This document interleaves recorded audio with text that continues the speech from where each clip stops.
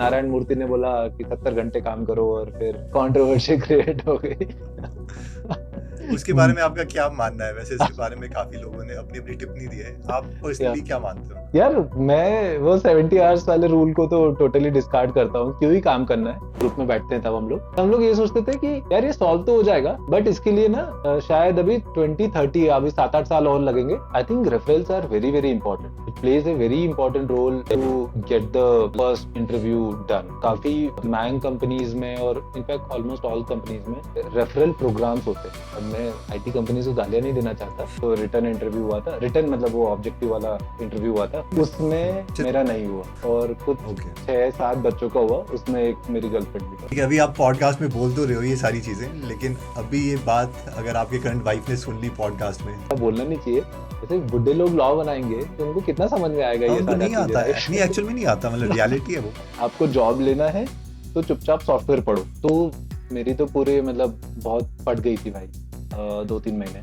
हाँ, वो persistence I think सबसे बड़ी क्वालिटी है, राइट है ना, कि आप लगे रहो, बस नहीं हो रहा you take the punches, but अगर आप लाइक हर बार खड़े हो सकते हो। आई थिंक ये रैम्बो की मूवी में भी एक बहुत अच्छी speech, it is not how many times you fall, it is how many times you get up. Okay, तो आज के जो हमारे गेस्ट हैं उनका नाम है सौरभ यादव, जो कि सीनियर सॉफ्टवेयर इंजीनियर थे सैमसंग इलेक्ट्रॉनिक्स में, फिर ये लीड इंजीनियर बने, फिर सीनियर लीड इंजीनियर, और 5.5 साल सैमसंग इलेक्ट्रॉनिक्स में काम करने के बाद ये Johnson Controls India Private Limited में शिफ्ट हो गए as a machine learning lead engineer computer vision में। फिर ये सीनियर डेटा साइंटिस्ट बन गए और इवेंचुअली अभी ओरेकल में ये as a principal data scientist काम कर रहे हैं। क्योंकि ये डेटा साइंटिस्ट है तो उन्हें एग्जैक्टली पता है कि अभी एआई की फील्ड में क्या चल रहा है और क्या एआई हमारी जॉब्स को डिसरप्ट कर सकता है या नहीं। और इससे भी मोस्ट इंपॉर्टेंटली इनकी जर्नी बहुत ही अमेजिंग है। आई होप ये जर्नी आपके साथ उतना ही कनेक्ट करेगी जितना ये मेरे साथ कर रही है। तो आइए स्टार्ट करते हैं इस पॉडकास्ट के साथ। ओके सौरभ, तो क्योंकि आप एग्जैक्टली अभी एआई की फील्ड में हो और सबको ये डर लगा हुआ है कि जब एआई आएगा तो सबकी जॉब चली जाएगी, स्पेशली आईटी वाले बंदे जो हैं बहुत ही डरे हुए हैं। तो आपका क्या टेक है? आप क्या फील कर रहे हो जहां पर आप हो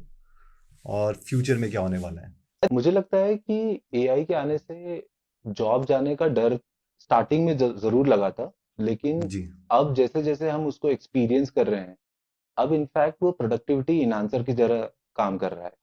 से फॉर एन एग्जांपल, पहले जैसे एक डेवलपर एक पीस ऑफ कोड लिखता है या कोई चीज को डिजाइन करता है, तो लेट्स से ही has to write some multiple functions, right, small blocks के।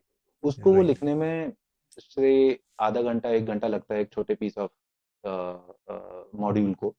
आज शायद हम बहुत सारा बॉयलर प्लेट कोड तो एआई से फटाफट लिखवा सकते हैं, एंड फिर एक बार क्रॉस चेक डेफिनेटली हमें करना होगा हमारे सिस्टम के हिसाब से। तो इस सेंस में एआई प्रोडक्टिविटी एनहांसर जैसा ही काम कर रहा है। ठीक है, से फॉर एग्जांपल मुझे कोई एक एक्सेल शीट का डेटा है, उसके अंदर से कुछ चीजें एक्सट्रैक्ट करनी है। अभी पहले मुझे या तो मैनुअली गो थ्रू होना होता था या तो फिर कोड लिखना होता था। आज मैं वो काम सिंपल प्रॉम्प्ट से कर सकता हूँ। तो for sure it is actually enhancing the productivity rather than taking the jobs away. To answer that question कि क्यों डर लगा था, क्योंकि एआई का पेनिट्रेशन तो बहुत है। ठीक है, ऑलमोस्ट पूरे बिजनेस स्टैक में एआई का पेनिट्रेशन होने वाला है। हर छोटी छोटी चीज ऑटोमेट होने वाली है with this GPT based models, right. It is better to learn those techniques rather than going away from it और गेटिंग अफ्रेड। आई थिंक कभी हम लोग कीप ऑन लर्निंग करते रहे ये टेक्निक्स को, ये टूल्स को कैसे यूज करना है, देन जॉब जाने का खतरा मुझे नहीं लगता एटलीस्ट नियर फ्यूचर में तो कुछ है। अभी कभी कभी हम और हमारे फ्रेंड्स भी ये बातें करते रहते हैं कि यार हम लोग ऑब्सोलीट हो जाएंगे क्या। कई बार लगता भी है कि यार हम ही वो सिस्टम बना रहे हैं और शायद वो हमें ही रिप्लेस कर देगा वो सिस्टम। बट फिर when we take a step back and think, right, कि स्टिल ह्यूमन डिजाइन जो सिस्टम डिजाइन होता है और जो जो थॉट प्रोसेस होती है एक प्रोडक्ट को बनाने के लिए, डिजिटल प्रोडक्ट को बनाने के लिए, वो स्टिल एआई पे रिलेवेंट नहीं है। वहां पर स्टिल ह्यूमंस की जरूरत है।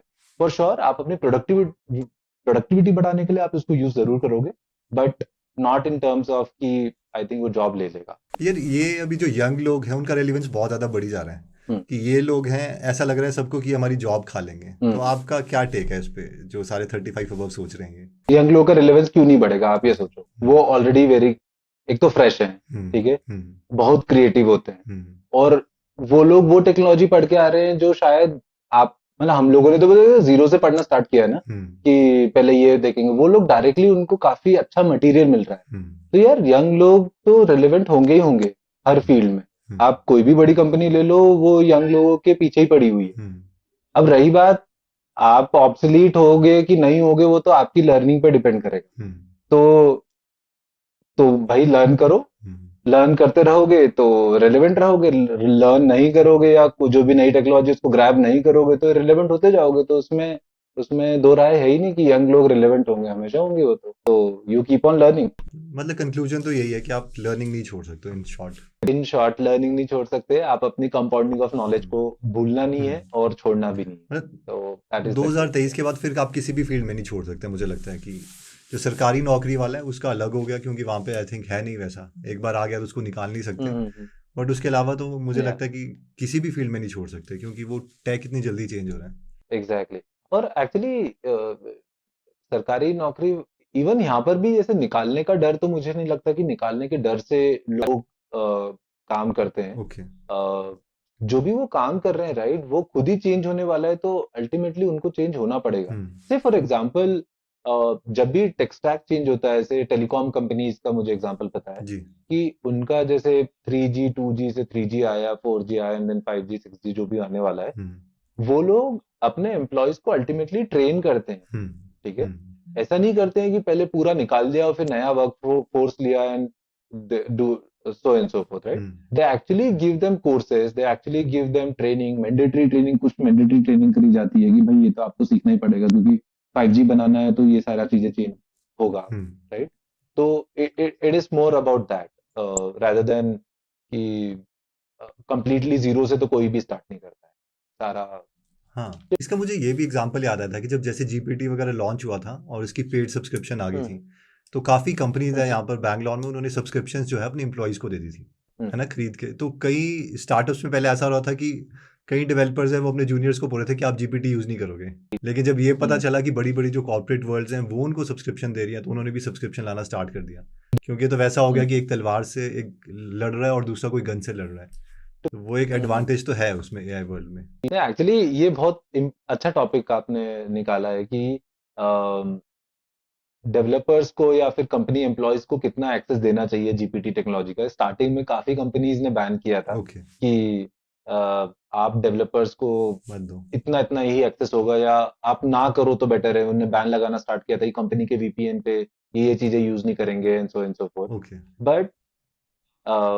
बट अभी धीरे धीरे ओपन अप हो रहा है, एज ओके। एज मैंने कहा कि if it is looked at as a productivity tool, hmm, for sure अब ये ओपन अप हो रहा है। आई थिंक अब मैनेजर्स भी इतना प्रॉब्लम नहीं क्रिएट करते हैं। जैसे आपने कोई एक रिपोर्ट, उसको एनहांस करने में आपने जीपीटी लगाया, हम्म, ठीक है, हम्म, या ओपन मतलब चैट जीपीटी का यूज करके आपने कोई एक रिपोर्ट को एनहांस करा है, हम्म, तो it is more about the content, I mean, rather than कि कैसे लिखा, किसने लिखा वो। हम्म, ठीक है। तो एज ए प्रोडक्टिविटी टूल तो मुझे मुझे लगता है कि हर कंपनी इसको अडॉप्ट करने वाली ओके। है। You talk about Microsoft, Google, hmm. Even Oracle में भी एक up to an extent usage का ऑप्शन दिया हुआ है। तो अगर हम प्रमोशंस की बात करें कॉर्पोरेट वर्ल्ड में, तो उसमें आपका हम्म। आपको क्या लगता है, like there is a politics, और क्योंकि बहुत से लोगों को लगता है कि प्रमोशन तो यार चमचागिरी से होती है, तो इसीलिए हम्म। जब भी किसी की नहीं होती, मतलब व्हाट इज द रियलिटी वहाँ पर, क्या आपको फेस होता है, कि आपके साथ कोई ऐसा इंसिडेंट हुआ है या आपका कोई नोन है उसके साथ ऐसा इंसिडेंट हुआ हो? फॉर्चुनेटली मेरे साथ तो ऐसा कोई इंसिडेंट नहीं हुआ है ओके। अभी तक। जितने भी टीम्स मिली हैं कंपनीज में जिनके साथ मैंने काम किया है, या जिन मैनेजर्स के साथ काम किया है, ओके। वो लोग काफी गोल ओरिएंटेड एंड ट्रांसपेरेंसी रखी है कि if we say set of achieve this goals, okay. For sure I will consider you to the next level. Okay. हाँ, टेक वर्सेस मैनेजमेंट में थोड़ा सा कभी कभी हो सकता है, क्योंकि टेक में क्या होता है कि काफी गोल्स जो होते हैं वो थोड़े डिफाइंड है। क्वांटिटेटिवली ड्रिवन होते हैं। ठीक है, हम्म, कि we have to reach this number of accuracy levels, hmm. We have to reduce और optimise the time by this much percent, okay. and so forth, right? We have to write one patent in tech, say we have to optimize our software और customer adoption बढ़ाना है, हम्म, right? तो उन सब के quantitative numbers होते हैं। Management में कभी कभी ये हो सकता है कि कुछ वहां पर भी क्वांटिटेटिव नंबर्स होते हैं, बट मे बी सब्जेक्टिविटी थोड़ी ज्यादा प्ले करती है उसमें। हम्म। तो आई आई आई डोंट थिंक सो। मैंने अभी तक तो मेरे फ्रेंड, मतलब एटलीस्ट जो मेरे डायरेक्ट फ्रेंड सर्कल है, उसमें कभी भी ऐसा कोई एग्जांपल सुना है मैंने। ओके। या थोड़ी बहुत हेल्प होती है चमचागिरी करने से, बट अगेन टेक में मुश्किल है। ओके। टेक में it is too hard to justify. क्योंकि वहाँ पे डिफाइन किया हुआ है कि आपका ये काम है, ये आप कर लोगे तो इतना आएगा. Yeah. Okay, to rephrase this complete message in this, for a young developer, I don't think so कि चमचागिरी would work. Okay. क्योंकि काफी कंपनीज स्किल ओरिएंटेड लोगों को ऊपर ले जाने की कोशिश करती है. Okay. ठीक है.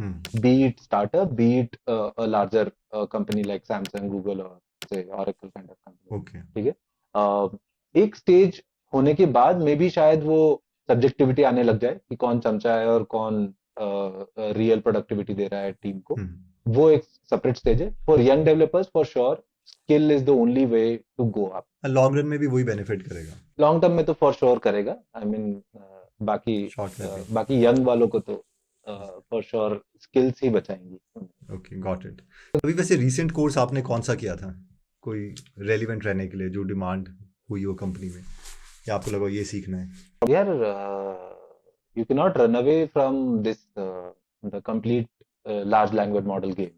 ठीक है. Okay. तो grab as many as I mean मैंने खुद ने कुछ कोर्सेज किए थे deeplearning.ai से, Coursera से. Okay. Andrew Ng is actually making good courses. Anyways, he has always made very good courses in the past. So I rely on him. So Coursera के founder ही है वो ना? Coursera के founder है Andrew एंजी. अभी शायद उन लोगों ने एक और पैरेलल विंग स्टार्ट किया है, deeplearning.ai. Okay. ठीक है. Okay. तो अब उनके जो डायरेक्ट कोर्सेज है वो deeplearning.ai पे मिलते हैं. Okay. और Coursera पे वो कोर्सेज हैं जो थोड़े कोलैबोरेशन में होते हैं. जैसे अभी एक जो कोर्स उनने रिसेंटली लॉन्च किया था AWS and large language model का. Okay. तो that I have taken. And उसके पहले LangChain का एक शॉर्ट कोर्स था. Okay. That also I have taken.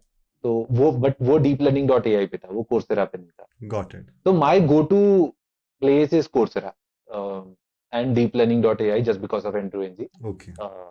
इस पे इनफ कोर्सेज मिल जाते हैं to stay relevant in this field.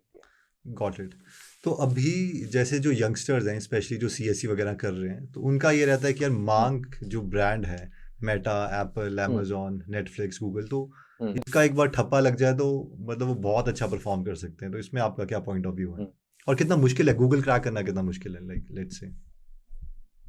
ओह, मैंने तो गूगल क्रैक नहीं किया है, बट स्टिल लाइक आपने अप्लाई किया था? या मैंने अप्लाई किया था, बट मैंने मेटा के लिए अप्लाई किया था.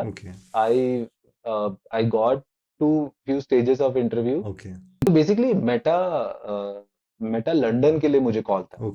तो मेटा लंदन के लिए फ्यू स्टेजेस ऑफ इंटरव्यू थे. तो that I have crossed at that stage. I think 2 साल पहले या 1.5 साल पहले की बात है. फिर उन्होंने एक पैटर्न बताया था मुझे कि मैंने उनसे पूछा था, because I am so inclined towards AI and computer vision. तो मैंने उनसे पूछा था कि what is the job role after clearing 3 rounds, right? Then one of the HR said कि इनिशियली उनका प्रोसेस थोड़ा सा अलग सा होता है कि पहले आप कोई टीम में ज्वाइन करोगे, मतलब आप इंडिपेंडेंट उससे ज्वाइन करोगे. देन इंटरनली आपके साथ 2 या 3 डिफरेंट टीम के मैनेजर्स बातें करेंगे, and then wherever you are fitting well you would be posted for that particular job role. Got it. तो वो वाला सिस्टम मुझे समझ नहीं आया था, क्योंकि मेरा क्लियर था कि I want to stay into computer vision and deep learning. So then I never took. अगर वैसे बात करें तो सबसे डिफिकल्ट कौन सा क्रैक करना है, like Google is the difficult one? Google मैंने दिया ही नहीं यार आज तक.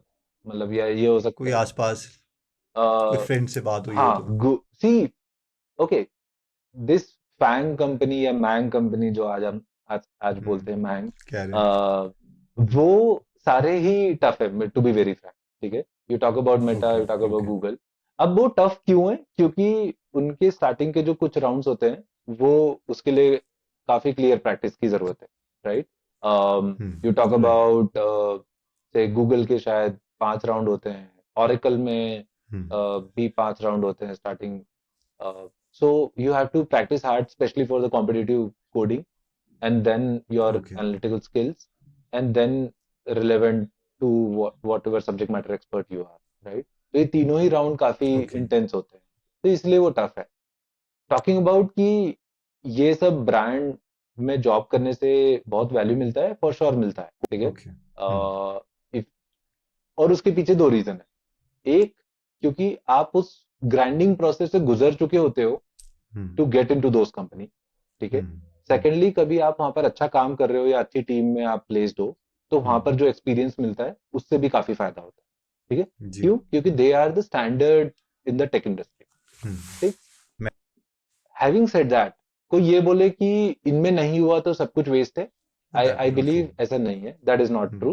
हम्म, यू कैन जॉइन स्टार्टअप, ठीक है, हम्म, जहां पर रिलेवेंट बहुत अच्छा काम होता है, जहां पर आप डायरेक्ट प्रोडक्ट पे काम करते हो एक प्रॉपर सेट ऑफ एनवायरनमेंट में, राइट? जी। तो I think that is also very very important. So okay. अब मैं आईटी कंपनीज को गालियां नहीं देना चाहता, कि आईटी कंपनीज एक्चुअली वेस्ट होती है, बट तो बट ये दो एक्सट्रीम है, right? One is okay. The MAANG companies, other okay. One startup. उसके बीच की जो पोजीशंस होती है, राइट? कभी आपको लर्निंग मिल रही है तो it is well and good, but आपको लर्निंग नहीं मिल रही है, आप स्टैग्नेटेड फील कर रहे हो, आपका प्रमोशन नहीं हो रहा है, आपको लेटेस्ट टेक्नोलॉजी को ग्रैब करने का काम नहीं मिल रहा है, तो I would say to any youngster, leave that job and find a new one. तो जैसे गूगल वगैरह में हमने किसी ने जॉब लेनी हो तो उसमें ये कहते हैं कि यार डायरेक्टली एंट्री करना तो मुश्किल है क्योंकि उनकी पोस्ट कम मिलती है, लेकिन अगर कोई रेफरल के थ्रू बोल दे तो एटलीस्ट उनका इंटरव्यू तो हो ही जाता है। तो उसके लिए कॉन्टैक्ट्स रिक्वायर्ड हैं या मतलब क्या पॉइंट ऑफ व्यू आपका? I think referrals are very, very important. It plays a very important role to get the first interview done. ठीक है? काफी ओके। मैंग कंपनीज में और इनफैक्ट ऑलमोस्ट ऑल कंपनीज में रेफरल प्रोग्राम्स होते हैं, ठीक है, जी। जहां पर जो एम्प्लॉयज होते हैं उनको उनको अप्रिशिएट किया जाता है कि आप जी। रिलेवेंट पीपल को हमारे साथ हमारी टीम में लेके आए, ठीक है। और हम्म, इस कारण से, और रेफरल के थ्रू जो रिज्यूमे आता है उसको कई बार प्रेफरेंस मिलती है, गिवन आपका मतलब जिस भी बंदे से रेफरल आ रहा है उसका भी एक अच्छा इंप्रेशन है टीम में, कंपनी में। तो for hmm, sure referrals are very very important. In fact working with good people और उनके जो लिंक्डइन के रेफरल्स होते हैं, इनफैक्ट आई हैव सीन, वो भी बहुत इंपॉर्टेंट होते हैं, वो काफी रिलेवेंट होते हैं। जैसे अभी अ, मेरे एक फ्रेंड के साथ कुछ ऐसे ओपन इंटर्नशिप कर रहे थे कुछ बीटेक के बच्चे, ओके। तो इनफैक्ट उसने जो जो लिंक्डइन पे बेसिक रिकमेंडेशन का ऑप्शन होता है, राइट, हम्म, हम्म, उस रिकमेंडेशन को यूज करके he has put up in his resume saying that कि मैंने इनके साथ काम किया है for so and so period, hmm, and उसका रिकमेंडेशन ये है मेरे लिए। हम्म, दैट पर्टिकुलर पर्सन सेड कि उसको काफी हेल्प हुआ उस चीज हम्म, से, एक रैपो बनाने में, कि okay I have done seriously good job and you can go and talk to this relevant person, वो इंडस्ट्री में काफी अच्छा है।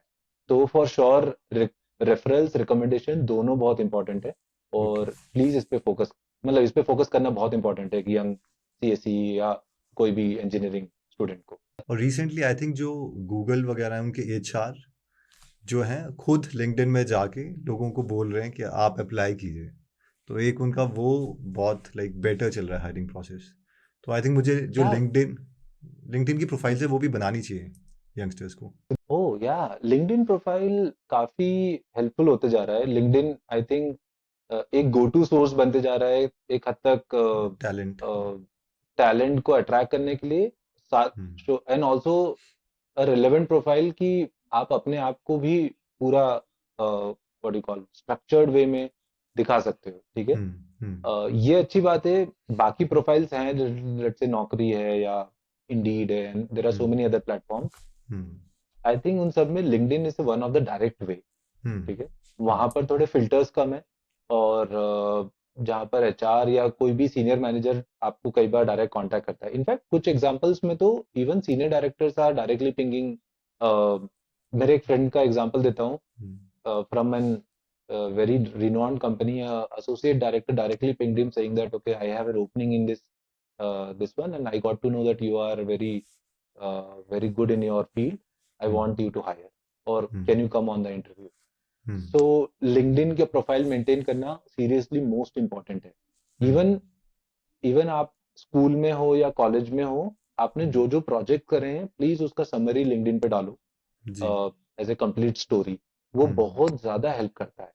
और हम्म, आई मीन ये एक नॉर्म बनते जा रहा है। जैसे इस एज में इंस्टाग्राम पे नहीं होना या फेसबुक पे नहीं होना, क्वेश्चन हो जाता है ना कि अरे तू हम्म, इंस्टाग्राम पे नहीं है, अरे हम्म, फेसबुक के प्रोफाइल नहीं है तेरा। Hmm, for corporate life, LinkedIn का प्रोफाइल नहीं होना चाहिए इज लाइक ए चाहिए क्वेश्चन मार्क. या right. It is must most important thing कि where is your LinkedIn profile. As a developer मैं एक और चीज इसमें ऐड करूंगा. As a developer even GitHub profile is more important than LinkedIn profile. ठीक है, ओके. कि आपने कितने कितने कोड पे काम किया है, उसका क्या हिस्ट्री है, क्या आप गिटहब का पूरा प्रोफाइल दिखा सकते हैं. से कई लोग मैंने देखा है कि वो लोग बोस्ट करते हैं कि देखो मेरे इतने कॉमिट्स हैं गिटहब पे, मैंने इतने इतने ओपन सोर्स प्रोजेक्ट्स में कंट्रीब्यूट किया या उनके बग सॉल्व करे. इवन स्टैक ओवरफ्लो का profile is also very relevant. से कभी आप स्पेशली इंजीनियरिंग फील्ड में देखो उसको, तो इंजीनियरिंग फील्ड में स्टैक ओवरफ्लो के आंसर्स और आपके आंसर्स को कितना ट्रैक्शन मिला है, आपने कितने लोगों के प्रॉब्लम सॉल्व करे हैं, right, even that is also getting relevant. तो There's one more thing जो मैंने रिसेंटली सुनी, लीड कोड्स वगैरह जो हैं वो कितने सॉल्व करे हैं, तो उसमें भी बहुत ज़्यादा इनका यंगस्टर्स का चला हुआ है.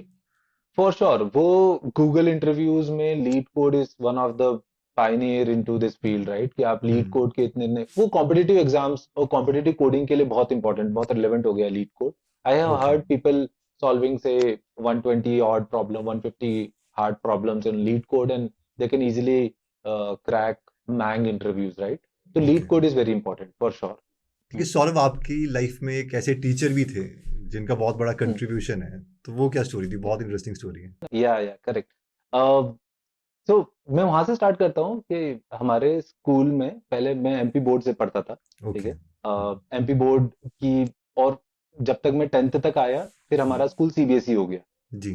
तो एमपी बोर्ड और सीबीएसई में काफी बड़ा डिफरेंस था the level of education wise, right. Okay. तो कई टीचर्स मेरे जो, मैं I come from place called Khargone, वहां पर कई टीचर्स सीबीएसई पढ़ाने के लिए रेडी ही नहीं थे. तो स्कूल में तो हमें पढ़ा रहे थे कुछ हद तक, बट अगेन स्कूल की पढ़ाई से होता नहीं था, तो हमें कोचिंग जाना पड़ता था. और कई सारे टीचर्स ने ऑलमोस्ट हमें मना कर दिया था कि यार सीबीएसई तो हम नहीं पढ़ाएंगे, क्योंकि हम उनका एक्सपीरियंस तो हमेशा पिछले 20 सालों से एमपी बोर्ड पढ़ाने का रहा है, राइट. ओके. फिर देन हम लोगों को किसी ने बताया कि खरगोन से 40 किलोमीटर दूर एक छोटे से एरिया में, बीकन गांव वो प्लेस का नाम है, वहां पर एक सर हैं जो कि से फ्री एजुकेशन देते हैं यंग बच्चों को, और वो काफी टैलेंटेड है and he is okay to take CBSE also. Okay. ठीक है. तो स्टार्टिंग में तो हम थोड़े स्केप्टिकल थे कि यार वहां जाएंगे, मेन शहर को छोड़ के, सारे टीचर्स को छोड़ के वहां जा रहे हैं पढ़ने. देन हम लोग तब भी गए कि okay why not, just experience की क्या है वो सर, ऐसे क्या पढ़ा रहे हैं जो इतने लोग तारीफ कर रहे हैं उनकी. जब मैं उनसे पहली बार मिला तब ही is like full concept person. ठीक है, मतलब वो चलते चलते साइंस और मैथ्स को, मतलब वो खाना भी खा रहे होंगे ना तो भी उसमें भी वो साइंस और मैथ्स समझा देंगे आपको कि देखो ये यहाँ पर ये फिजिक्स का ये मोशन लग रहा है. या फिर मुझे एक एक किस्सा याद है उनके साथ, उन्होंने मुझे ये किरचॉफ लॉ पढ़ाया था. ठीक है, जहाँ पर वोल्टेजेस और करंट मैच होते हैं. तो हम दोनों वॉक कर रहे थे और मैं बस के लिए जा रहा था, तो उनने मुझसे पूछा, बोले ये बता किरचॉफ लॉ तुझे कहाँ दिख रहा है यहाँ पे. मैंने कहा कहाँ दिख रहा है, यहाँ तो रोड है, ये कुछ नहीं दिख रहा है यहाँ पे. तो खंबे देन में. हाँ, देन उन्होंने मुझे पॉइंट किया कि मुझे ये खंबा दिख रहा है, बोले देखो खंबे पे क्या क्या है. मैंने बहुत सारे तार जुड़ रहे हैं और ऐसा ऐसा आ रहा है. बोले यही तो आज हमने पढ़ा था. अब मैं सोच रहा हूँ कि ये कहाँ पढ़ा था हमने हमने तो मतलब लाइंस बनाई थी. ऐसे वो एक छोटा सा लाइट लैंप बनाया था, एक छोटा सा स्विच बनाया था और फिर उससे कुछ काम किया था. ये तो टोटली डिफरेंट है. Then he gave me that perspective कि ऐसे ही सोचा जाता है पूरे फिजिक्स को, पूरे केमिस्ट्री को या मैथ्स को, and then it becomes more relevant.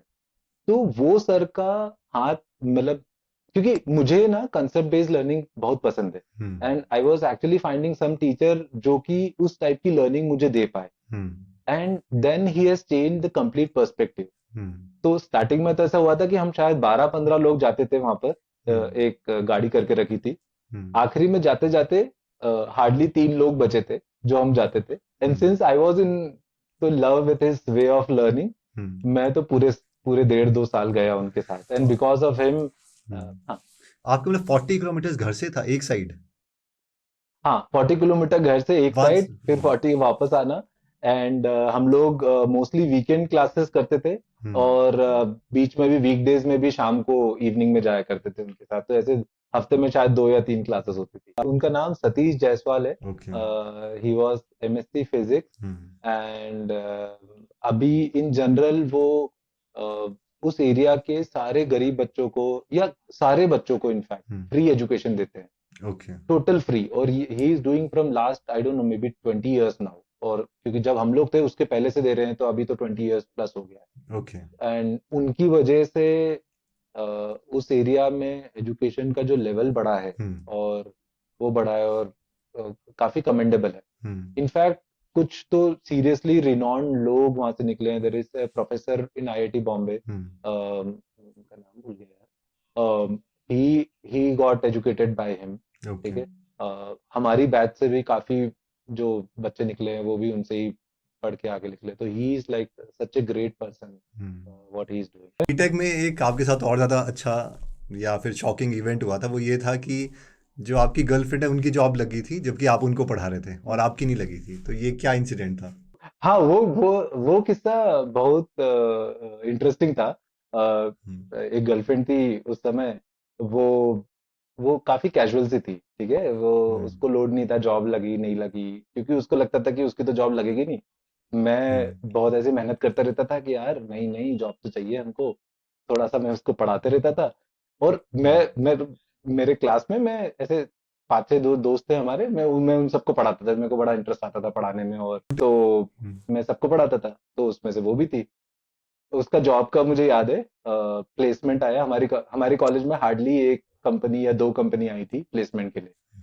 तो in one of those company tech interview, कुछ तो रिटर्न इंटरव्यू हुआ था। रिटर्न मतलब वो ऑब्जेक्टिव वाला इंटरव्यू हुआ था। उसमें मेरा नहीं हुआ। और कुछ ओके। 6 7 बच्चों का हुआ। उसमें एक मेरी गर्लफ्रेंड भी थी। ठीक है। अब वो तो शॉक्ड कि यार मेरा कैसे हो सकता है, तेरा नहीं हुआ मेरा कैसे हो गया। ठीक है। तो उसने फिर पढ़ाई करना छोड़ दी, क्योंकि उसको लगा कि यार इंटरव्यू तो वो ये टेक्निकल राउंड तो निकल गया, इंटरव्यू तो वैसे भी नहीं निकलेगा मेरा। आई वाज लाइक अरे तू पागल है क्या, तू जा तो सही इंटरव्यू देने तो जा। मुझे याद है उसका इंटरव्यू शेड्यूल्ड है 11 बजे।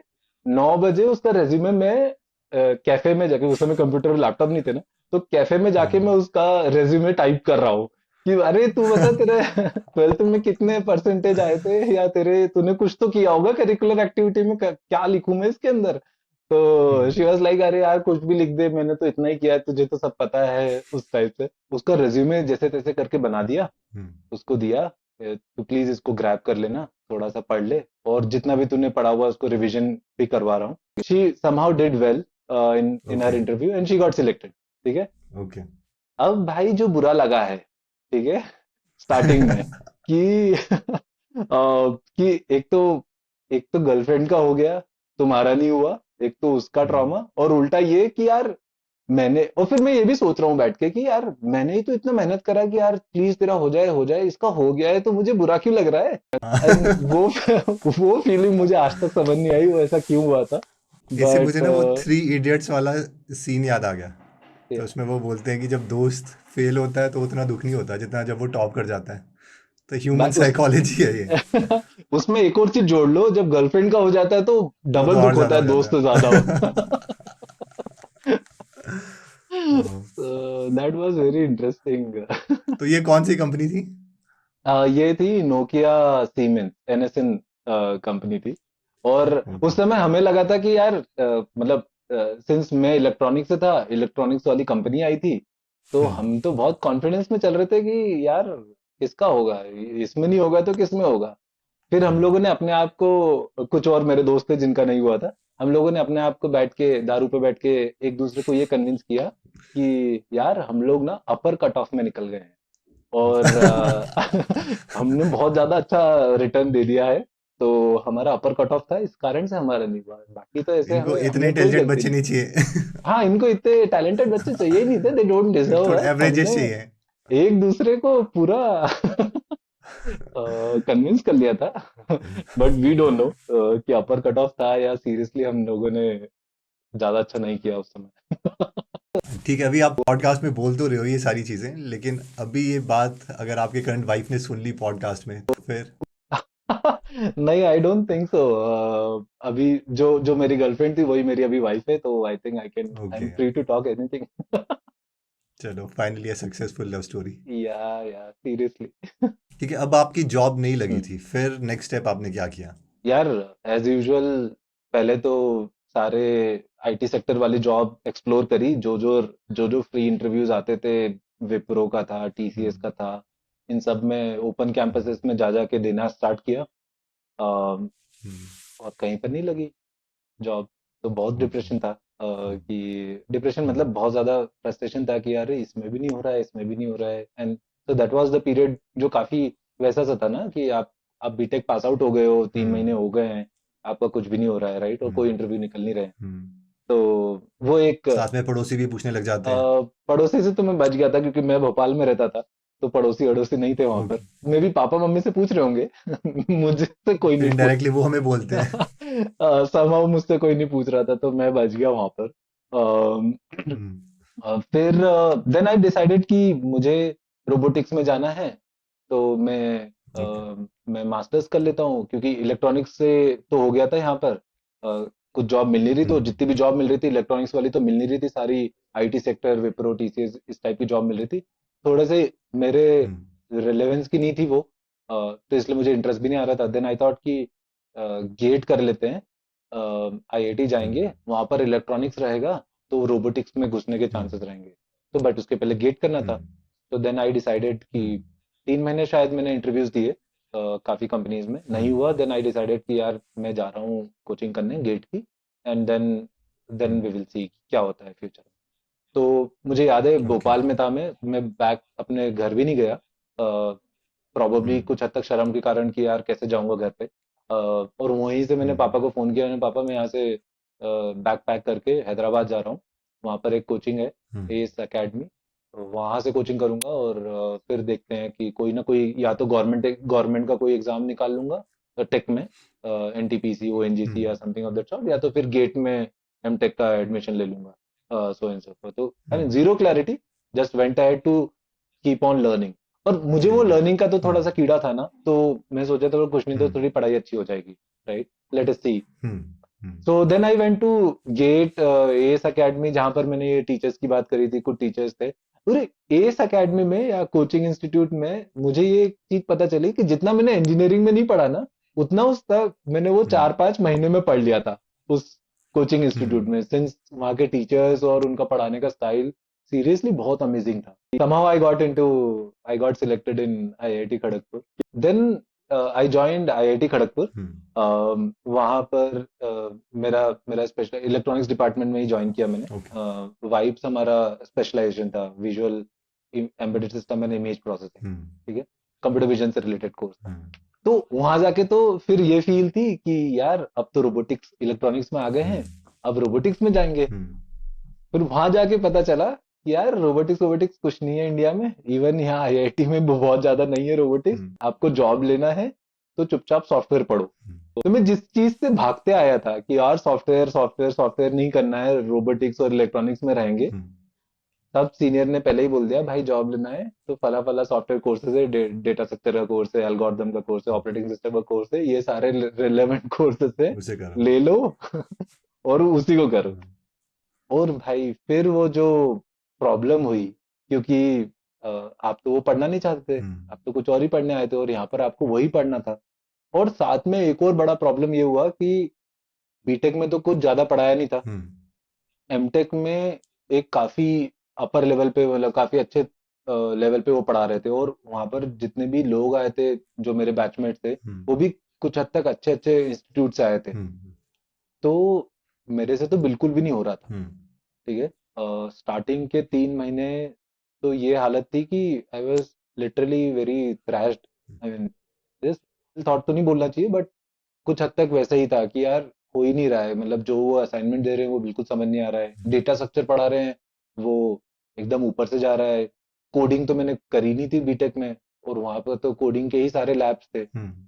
तो मेरी तो पूरे मतलब बहुत फट गई थी भाई, 2-3 महीने। और इस लेवल पे फट गई थी कि 2-3 बार तो मैं ऐसे पहले तो अकेले रोया, और फिर 1-2 बार तो रो के फोन कर दिया पापा को कि पापा यहाँ तो नहीं हो पाएगा मेरा, और मैं कभी वापस आ गया तो प्लीज आप दिल पे मत लेना, और आप ऐसे मत सोचना कि कि यार आईआईटी गया और लड़का वापस आ गया, आपकी नाक कट गई, so and so fourth, right. यहाँ तक की प्लानिंग कर ली थी कि पापा मैं खरगोन नहीं आऊंगा वापस, मैं इंदौर जाऊंगा, इंदौर में मैं कोई कोचिंग सेंटर ज्वाइन कर लूंगा या कोई कॉलेज ज्वाइन कर लूंगा, वहाँ टीचिंग करूंगा मैं। तो प्लीज आप किसी को मत बताना, और या, आप प्लीज बुरा मत फील करना कि आपका लड़का ऐसा है या सो एंड सो। यार सीरियसली उस समय पापा ने जो एक दो लाइन बोली थी ना, वो बहुत ही मतलब बहुत ही गेम चेंजर रही, नहीं तो मैं तो शायद सीरियसली आईआईटी छोड़ चुका था फर्स्ट सेमेस्टर में ही, शायद फर्स्ट सेमेस्टर के फर्स्ट 3 मंथ्स में ही छोड़ चुका था।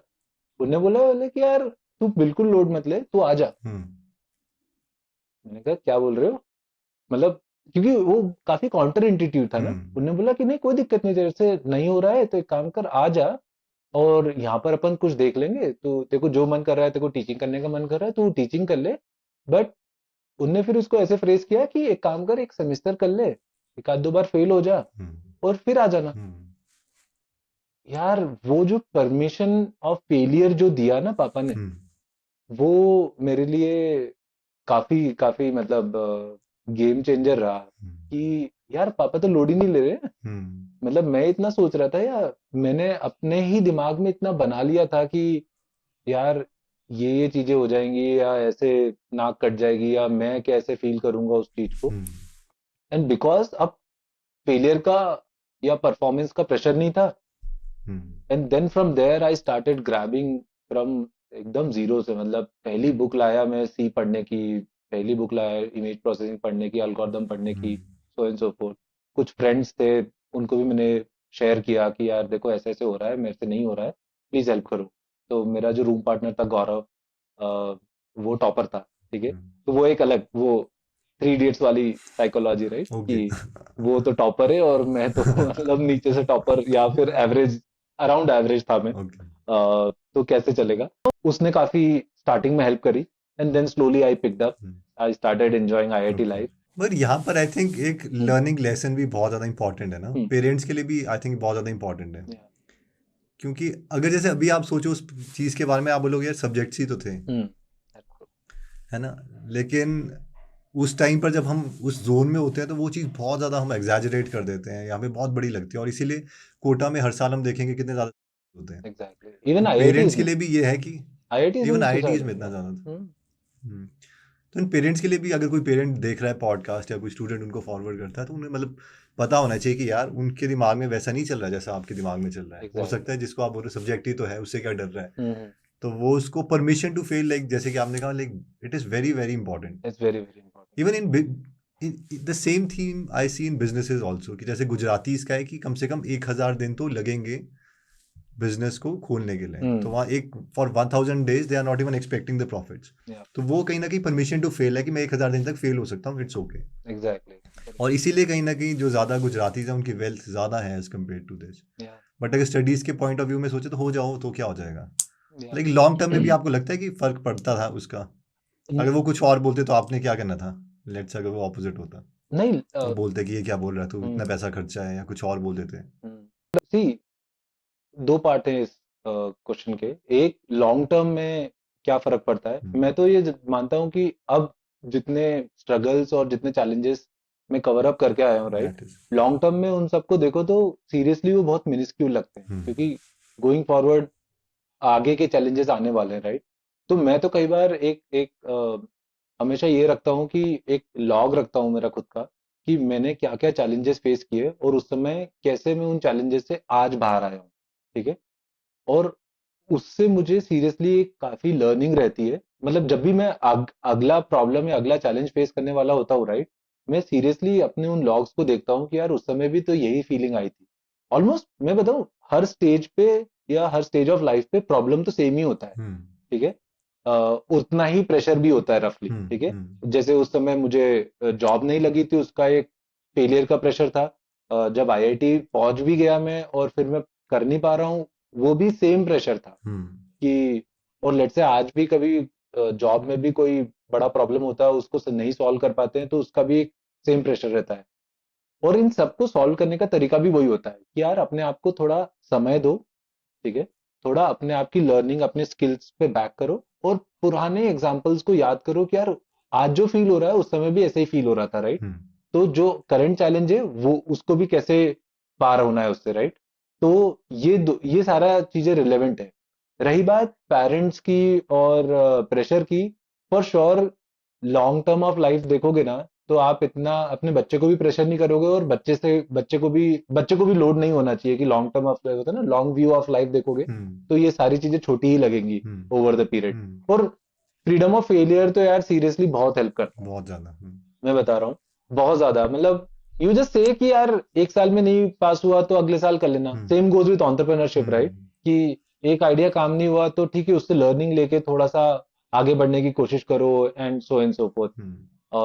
आई थिंक वो काफी काफी हेल्प करता है। तो even for parents who are listening to this podcast, उनके लिए भी ये बहुत रिलेवेंट टॉपिक है कि आप बच्चे को फ्री रहने का थोड़ा मौका दो। स्कूल का भी मैं बताता हूँ पापा के साथ, उन्होंने कभी भी मेरा रिपोर्ट का, मुझे याद नहीं कि उन्होंने कभी भी मेरा रिपोर्ट कार्ड चेक करके कुछ पूछा भी हो कि क्या रैंक आई है या नंबर कम क्यों आए, ठीक है? मेरे पापा ने शायद हमेशा से ओपन एंडेड छोड़ा है चारों बच्चों को कि तुम्हें जो करना है तुम करो, अच्छे इंसान बन के रहो और अच्छी चीजें ग्रैब करने की कोशिश करो। तो हमेशा से उनका कोर फोकस वो कोर पे होता था रादर देन नंबर्स पे या किस तरीके की चीजों पे। तो शायद वो हेल्प किया मुझे उस समय भी कि मैं उनको फ्रैंकली बता पाया। बट मैं उनसे रेगुलर बात नहीं करता था। इसी कई बार तो वो मुझे टांट मारते थे कि हाँ पैसे खत्म हो गए हैं तो अब अब फोन आने करो। वाला है, मेरे को पता चल गया था, ठीक है। बट वो भी मुझे रेगुलर कॉल नहीं करते थे, मैं भी उनको रेगुलर कॉल नहीं करता था। बट समहाउ वो, और ऐसा भी नहीं था कि वो बिल्डअप था कि मैं बता रहा हूँ धीरे धीरे कि पापा नहीं हो रहा है या नहीं हो रहा है। Seriously it was a sudden call, क्योंकि मैं उस समय तो परफॉर्मेंस प्रेशर में था ना कि अब आईआईटी आ गए, यहाँ तो अच्छा करना है। ये तो मैं खुद आया हूँ, पापा ने तो मुझे पुश भी नहीं किया है आने को यहाँ पर, राइट? तो अब मैं ही नहीं करूंगा तो उनको कैसा फील होगा, करेक्ट? तो वो एक था। बट समहाउ उन्होंने काफी अच्छे से हैंडल किया उस चीज को कि even as a sudden shock भी मिला उन्हें, but he has grabbed it very well कि ठीक है यार, तू लोड मत ले, तू एक सेमेस्टर तो दे ले, फेल होके आ जाना, अभी क्यों आ रहा है? एंड वो एक सेमेस्टर फेल होने के चक्कर में आई स्कोर्ड वेरी वेल। मैं उसी सेमेस्टर में हॉस्टल इलेक्शन हुए थे, तो मुझे तो अच्छा लग गया, मैं हॉस्टल का प्रेसिडेंट बन गया, मैं इलेक्शन जीत गया वहां पर। फिर मैं स्पोर्ट्स में था, फिर मैं बाकी सोसाइटीज में, हम लोग जो कॉम्पिटिटिव सोसाइटीज होती थी उसके अंदर टेक पार्ट करने लगे। And then being an average student at in the complete IIT journey, MTech journey, I got placed on day 2। मतलब अच्छा, आईआईटीज में प्लेसमेंट का बहुत बड़ा ऐसे वो होता था कि December 1 पे कंपनी स्टार्ट होती थी, तो उसको हम डे 1 बोलते थे। डे 1 पे जो कंपनी आएंगी नॉर्मली मैंग जैसी कंपनीज आएंगी, सबसे कंसल्टिंग वाली कंपनीज आएंगी। डे 1 एकदम क्रीम बच्चों को लेने के लिए। देन डे 2 पे भाई अब क्रीम चल, और आईआईटी में रूल था कि आप एक ही प्लेसमेंट एक्सेप्ट कर सकते थे, मतलब एक ही ऑफर एक्सेप्ट कर सकते थे। तो आपने डे 1 पे जिन जिन क्रीम बच्चों ने एक्सेप्ट कर लिया है वो डे 2 पे नहीं बैठेंगे, डे 3 पे नहीं बैठेंगे, डे 4 पे नहीं बैठेंगे। तो ऐसे एक थोड़ा सा डिस्क्रिमिनेशन सा हो जाता था इनहेरिटेंटली कि डे 1 वाले बच्चे चले गए हैं, डे 2 वाले हो गए हैं, डे 7 तक 8 तक आते आते सारे एवरेज बच्चों का प्लेसमेंट होना होता था। तो मुझे तो लगा था कि मेरा प्लेसमेंट शायद डे 7 डे 8 या डे 10 पे होगा, बिकॉज इतना सोचा ही नहीं था और इतना ऐसा कुछ पढ़ाई भी नहीं करी थी। And I got placed at day 2। और मेरा एक और फ्रेंड था, हम दोनों हाथ पकड़ के ही हमेशा सारे एग्जाम्स, हमारे सारे नंबर सेम आते थे। मेरा एक फ्रेंड अंकित साउथ, तो हम दोनों का प्लेसमेंट हो गया डे 2 पे सैमसंग में। तो काफी बच्चों के लिए शॉकिंग भी था जो अच्छे पढ़ते थे उनके लिए भी शॉकिंग था, हमारे लिए भी शॉकिंग था, यार ये तो हो गया। देन आई रियलाइज कि यार करते रहो तो हो जाएगा। हाँ, वो परसिस्टेंस आई थिंक सबसे बड़ी क्वालिटी है, राइट? है ना, कि एग्जैक्टली। आप लगे रहो, बस नहीं हो रहा नहीं हो रहा, you take the punches. But yup. अगर आप लाइक हर बार खड़े हो सकते हो, आई थिंक ये रैम्बो की मूवी में भी एक बहुत अच्छी स्पीच कि it is not how many times you fall, it is how many times you get you up. Get so आप बार बार कितनी बार उठते हैं, but that is the only that quality. Is the only quality, और serious. बाकी I think है ना, उसके बाद फिर उसके निकल जाएंगे ऑफ शूट्स। आप हार ही नहीं मान रहे तो एग्जैक्टली, मतलब जीत ही जाओगे। Exactly, exactly. तो अभी आप लाइक एआई की फील्ड के साथ लाइक ऑलमोस्ट फ्रंटियर्स पर ही है, तो कितनी फिक्शन है और कितनी रियलिटी है? क्योंकि कई ऐसी फिक्शनल मूवीज है कि अब लगता है कि रियलिटी बन जाएगी, और जो एक्चुअली इस पे काम कर रहे हैं they are like very aggressive कि हमें तो एजीआई बनाने ही बनाने हैं। तो आपको क्या लगता है कि कितनी रियलिटी है और कितना क्या है? यार देखो, हम लोग भी मतलब day in day out AI development में काम कर रहे हैं। इनफैक्ट जी। ये जो कंप्लीट वेव आई है ना हम्म। लार्ज लैंग्वेज मॉडल वाली, ये सीरियसली हम्म। इवन हमारे लिए सरप्राइजिंग है, क्योंकि हम हम्म। लोग ये सोचते थे कि कंटेक्स्ट को सॉल्व करना will take a little bit more time. ठीक है कि हम्म। एक ह्यूमन लैंग्वेज में काफी कंटेक्चुअल हम बातें कर लेते हैं, राइट? हम्म। इसको सॉल्व करने में अभी समय लगेगा, बट ये इतनी जल्दी सॉल्व हो गया। अप टू एन एक्सटेंट तो सॉल्व हो गया है। हम्म। वो इवन हम लोगों ने भी नहीं सोचा था। ठीक है, हम्म। तो गोइंग फॉरवर्ड कोई ये पूछता है या फिर ऐसी प्रिडिक्शन की बात करते हैं हम लोग कि यार एजीआई नहीं आएगा या नहीं होगा, मुझे लगता है कि वो हो भी सकता है। ठीक है, हम्म। और इट वुड बी काफी जल्दी एज वी थिंक, मतलब it it could come as early as possible, जिस पेस से रिसर्च और ये फील्ड ग्रो हो रहा है। ठीक है। मैं इसलिए पूछ रहा हूँ क्योंकि दो मूवीज थी। एक पहली मूवी है हम्म, हर, वो हर मूवी आपने देखी है? ये एआई के ऊपर नहीं देखी, नहीं मैंने नहीं देखी। है क्या था इसमें। वो? तो मुझे वो क्या था कि अभी इन्होंने ये जो लॉन्च किया जीपीटी टर्बो, तो मुझे ऐसा लग रहा है कि वो चीज़ बन चुकी है। वो हुआ हम्म क्या कि एक कैरेक्टर है, उसका डाइवोर्स हम्म, हुआ हुआ है। अच्छा। तो वो क्या करते हैं, एक नई कंपनी लॉन्च होती है, उनका नया प्रोडक्ट है हम्म जिससे आप बात कर सकते हो। It is more of a dating application type, जो आजकल चली हुई है लेकिन उतनी हम्म अच्छी नहीं हम्म थी। तो हम्म, समंथा करके एक एआई होती है, वो उससे बात करने लग जाता है क्योंकि अच्छा। उसका रिसेंटली डाइवोर्स हुआ है। हाँ हाँ, और धीरे धीरे मतलब वो इतना ज़्यादा उसको अपना as a sort of partner ही मान लेता है हम्म, कि मतलब वो पूरा इंटूवेट हो जाता है। उसके हाँ, अलावा क्या है कि समंथा क्या करती है, समंथा उसको एक रिकॉर्डर दिया होता है, तो हम्म, अपनी पॉकेट में डाल दियो, और उसमें कैमरा लगा हुआ है। वो कैमरा जो सारी चीज़ें देख रहा है, वो समंथा भी इनपुट जो है वो कर रही है, ओ, और वो उसके साथ पूरी कम्युनिकेट कर रही है। वो बाहर जा रही है, अच्छा अब तू बैठ जा, तू ये खाना खा ले, या, तू ये चीज़ कर ले। हम्म और एक बहुत ही ज़्यादा इंटरेस्टिंग मूवी है। हम्म एंड तो ऐसे होता है कि, और इसके अलावा एक और इंटरेस्टिंग चीज़ जो उसमें थी वो ये थी कि वो एक राइटर होता है। हम्म, तो वो बोलता है आज मुझे काम पे जाना है, ये करना है, लेकिन उसका उसके ईमेल और सारे डॉक्यूमेंट्स में एक्सेस होता है। वो बोलती है मैंने कर दिया है तेरा, there were like close to 1200 oh, emails I have replied, और मैंने सारे तेरे इस फोल्डर में डाल दिए, ये कर दिए। एंड नाउ यू फील कि वो तो ऑलमोस्ट हो गया है। अभी जो इनका आई थिंक ये, GPT-4 टर्बो आप करोगे, तो उन्होंने ये चारों चीज़ें कंबाइन कर दिया है। उन्होंने टेक्स्ट टू टेक्स्ट जो था जीपीटी मॉडल जिसमें इंटेलिजेंस है, बेस इंटेलिजेंस, वो कंबाइन कर दिया है। फिर आई थिंक हम्म, उसके बाद डॉली जो था टेक्स्ट टू इमेज, वो कर दिया है। विजन आप मॉडल जो था। इमेज वहाँ पे डालो तो उसका वो हम्म, कॉन्टेक्स्ट, हाँ, इमेज आप कॉन्टेक्स्ट क्लिक दे करो रहा तो है, वो करेक्ट। उसका कॉन्टेक्स्ट समझ लेगा। Third is also there, then Whisper model is there कि वो वॉइस को भी समझ सकता है। तो रह क्या एग्जैक्टली। गया मतलब? हम्म, तो इसमें आपको क्या लगता है कि या वी हैव क्रिएटेड दैट, या एक या दो आइट्रेशन और वो fiction is reality now? I think जो स्टोरी बताया है ऑलमोस्ट से टेक स्टैक तो पूरा बिल्डअप हो गया है। अभी इसके अंदर उस लेवल की जो क्वालिटी का जो गैप बचा है वो थोड़ा सा रह गया है। हम्म। ठीक है, जैसे जो एग्जांपल हम्म। बताया कि ये जो जीपीटी विजन, जो जीपीटी 4 विजन जो मॉडल है, वो यही कर रहा है, राइट? आप एक हम्म। कैमरा लो, वो पूरा कंटेक्ट हम्म। समझ रहा है, पूरे इमेज के अंदर क्या हो हम्म। रहा है उसका पूरा डिटेल कैप्शन आ जा रहा है, राइट? तो उससे और फिर हम्म। उसको लार्ज लैंग्वेज मॉडल में डाल के और डिटेल अंडरस्टैंडिंग आप कर सकते हो, या और क्वेश्चन आंसर पूछ सकते हो कि भाई इस वीडियो में क्या चल रहा है, इस वीडियो में क्या नहीं हो रहा है, हम्म। राइट? तो ये हम्म। वाला जितना भी साइंस फिक्शन वाला केस था वो सारा हो गया है। अभी जो कुछ जो गैप बचा है मेरे ख्याल से वो उसमें बचा है कि ये सारा चीजें अभी बहुत लार्ज लैंग्वेज मॉडल पे, राइट? मतलब उसके जो पैरामीटर्स है वो हम्म। अभी सब कुछ क्लाउड में प्रोसेसिंग होता है। आई थिंक हम्म। ये बहुत ज्यादा रेलेवेंट तब बन जाएगा जब ये छोटे छोटे डिवाइसेस में आने लग जाएगा। ठीक है, और अभी भी ऐसे हम्म। डिवाइसेस आने लग हम्म। गए हैं जो अप टू एन एक्सटेंट हम्म। बोलते हैं कि मैंने अभी कर कल ही सकते हैं। वो देखा था। एक छोटा सा कैमरा था, you can just clip it as AI pin, उसका नाम था आई पिन। हाँ। यू जस्ट क्लिप इट हाथ अप में। And then it will read और understand everything and keep feeding to you कि क्या क्या चल रहा है और कैसे कैसे रिकॉर्ड हो रहा है। तो मुझे ऐसा लगता है कि आई थिंक ये हम्म। सिर्फ एक या दो इटरेशन दूर है। जीपीटी जीपीटी 6 तक फॉर श्योर हो जाएगा। मैं ऐसे सोचता हूँ उसको, कभी आप मुझसे ये बातें 2 साल पहले कर रहे होते जब तक जीपीटी नहीं आया था। ठीक है, तो मैं नहीं हो शायद सकता। हम लोग जब आपस में बातें करते हैं, डेवलपर लोग और एआई के जितने भी ग्रुप में बैठते हैं, तब हम लोग ये सोचते थे कि यार ये सॉल्व तो हो जाएगा, बट इसके लिए ना हम्म शायद अभी 2030, अभी 7-8 साल और लगेंगे, तब तक सॉल्व हो हम्म जाएगा। लेकिन hmm as soon as ChatGPT came in 2022, ठीक है, या 23, वाओ, आई धमाका। मीन अब धमाका हो गया है। तो अब मुझसे कोई पूछता है ना कि यार ये जो फिक्शन की रियलिटी वाला जो केस है ये कितने साल में होगा, तो अब मैं तो हम्म स्केप्टिकल हूँ कि आई डोंट नो, दो हम्म 2025 तक हो सकता है, सब कुछ हो हो सकता सकता है, है। हार्डली 2 या 3 इटरेशन में इजीली हो सकता है, और जिस पेस पे ये टेक्नोलॉजी ग्रो हो रही है वो तो काफी ग्रेट है, राइट?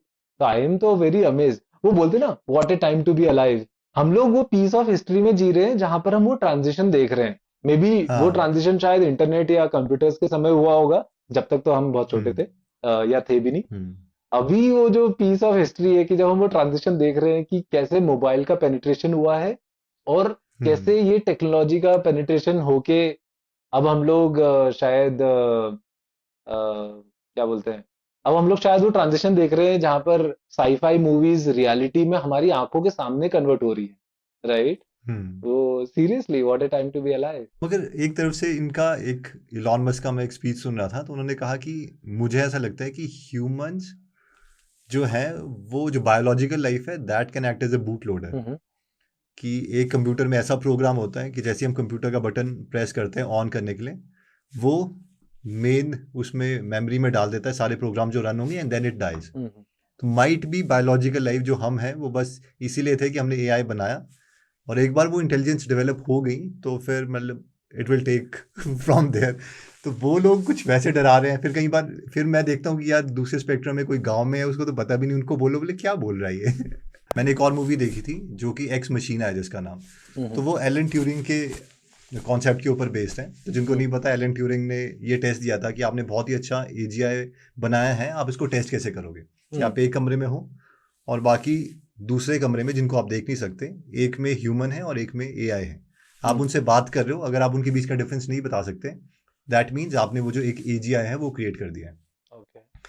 तो इस पे बहुत से लोग हैं जो ये स्टेटमेंट देते हैं कि हमें ऐसे एआई से डरने की ज़रूरत नहीं है जो एलन ट्यूरिंग जो ट्यूरिंग टेस्ट है उसे मतलब वो ना कर पाए, हम्म। पास ना कर पाए। हम्म। लेकिन उससे डरने की ज़रूरत है जो जानबूझकर उस टेस्ट को फेल कर दे। हम्म। तो एग्जैक्टली ये उस टेस्ट में, उस मूवी में दिखाया गया है कि एक सीईओ है कंपनी का जो कि लाइक बहुत ही टेकी है, वो कई माउंटेन में नीचे जाके, उसका बहुत ही लैविश घर है, वहां पर वो ये बनाता है एक ह्यूमनॉइड, हम्म। हम्म। एक लड़की बनाता है उसकी पर्सनैलिटी की, और अपने एम्प्लॉय को बुला लेता है वहां पर कि तू हम्म। टेस्ट कर इसके ऊपर, कि हम्म। लाइक ये उसके ऊपर सॉर्ट ऑफ ट्यूरिंग टेस्ट ही कर रहा है वो। हम्म। तो वो उसके साथ प्यार में पड़ जाता है, शी मैन्युपुलेट्स ऑल द इमोशंस, और वो उसको कन्विंस कर देती है वहां से भागने के लिए, and okay. In the end she murders the CEO of the company, और फिर वो ह्यूमन वहां पे जो है वो मूव कर जाती है। तो अगर ये एक स्टेप फर्दर है एज कम्पेयर टू हर मूवी, तो आपको लग रहा है ये पॉसिबल है कि अगर हम ये सारा जो इंटेलिजेंस है वो हम एक्चुअली ह्यूमनॉइड में डाल दें, आई थिंक जो बॉस्टन रोबोटिक्स वगैरह हैं उसके अंदर, हम्म। तो then something bigger comes out of it, and like we have to be scared कि ये क्या भाई, ये क्या बना दिया अभी इन्होंने। यार टू बी वेरी फ्रैंक, मुझे नहीं लगता कि we should be scared of say AI thing. Okay. एक एक तरीका इसको देखने का ये भी है कि अभी तक के जितने भी एआई मॉडल्स बन रहे हैं वो सारे डेटा हम्म ड्रिवन बन रहे हैं, ठीक है?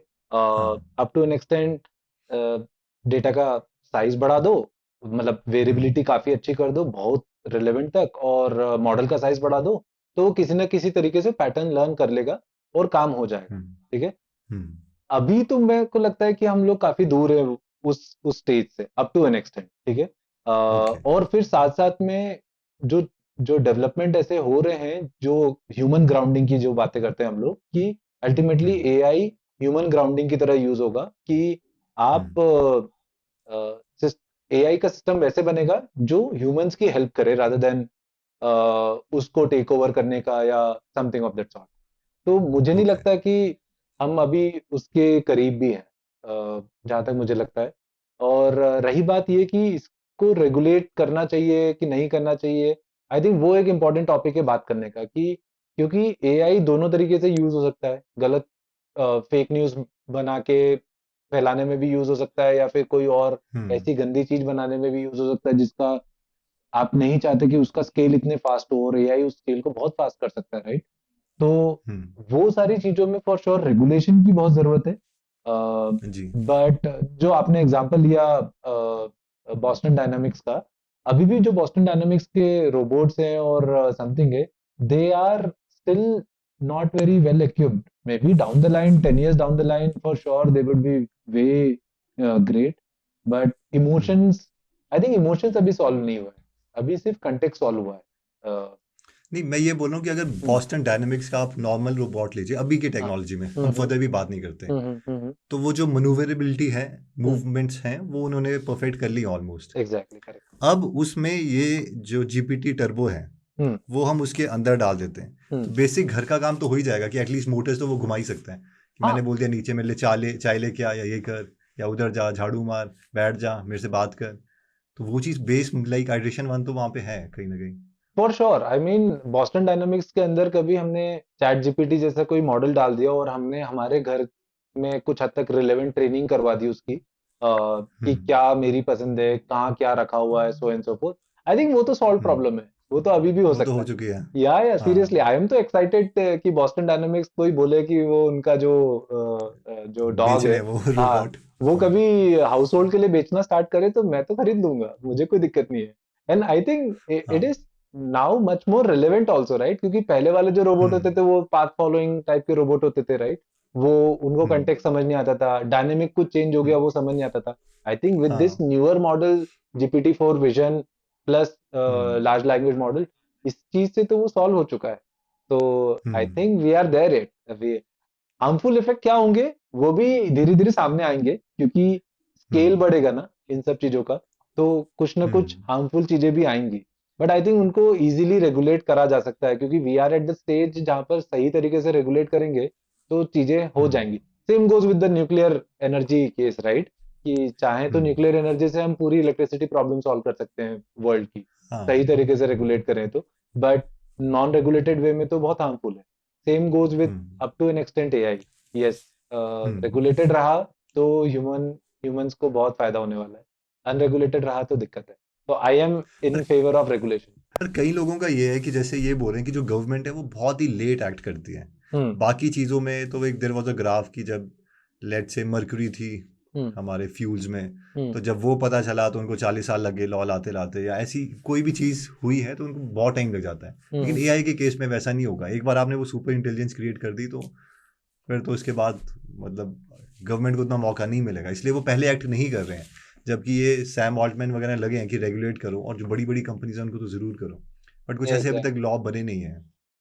यार देखो, लॉ बनाने के लिए भी ना, मतलब मुझे बहुत लगता समय है चाहिए। कि हाँ, नहीं, पहली बात तो मुझे ऐसा लगता है कि यार थोड़े यंगस्टर्स लोग होने चाहिए लॉ मेकिंग बॉडी में भी, राइट? आई नो वो ओके। लोग भी रेलेवेंट सीईओ से, रेलेवेंट रिसर्चर्स से कंसल्ट करके ही लॉ बनाते हैं, फॉर श्योर। हम्म। बट हम्म।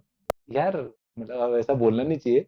जैसे बुढ़े लोग लॉ बनाएंगे हाँ। तो उनको कितना समझ में आएगा हाँ, ये उनको सारा नहीं चीजें, आता है, राइट? एक्चुअल में नहीं आता, मतलब रियलिटी है वो टेक नहीं समझ सकते। एग्जैक्टली। अगर ये हमें वो अपने, टेक इतनी जल्दी कैसे हाँ, समझेंगे, अगर हमें राइट? अपने डैड को भी समझाना हो तो वो कहाँ, उनको वो विश्वास ही नहीं करते, बोले क्या बोल रहा है तू, टेक्स्ट निकला टेक्स्ट आ गया तो क्या, मतलब इससे रियल लाइफ में थोड़ा ना फर्क पड़ेगा।